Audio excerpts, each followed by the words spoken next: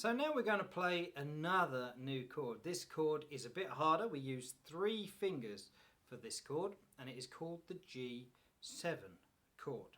Okay, so to make this chord we're going to form a little triangle with our fingers, but we're going to put our 3rd finger onto the 2nd fret of the 1st string. So just inside where it usually goes for a C, just in there on the 2nd fret this time with our 3rd finger.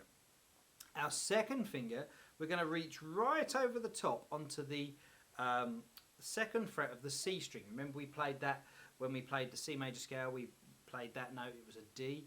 We also played it in Twinkle Twinkle Little Star.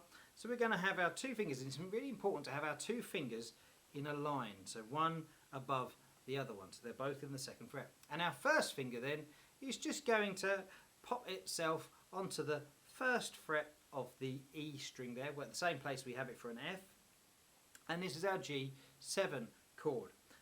G7, so strum the strings. It should sound like that. Make sure each string is nicely ringing.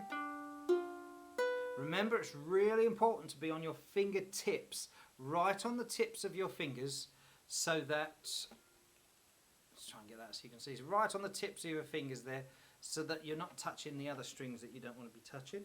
And make sure you can get them nicely ringing. It can help to stick your elbow out a little bit with this one.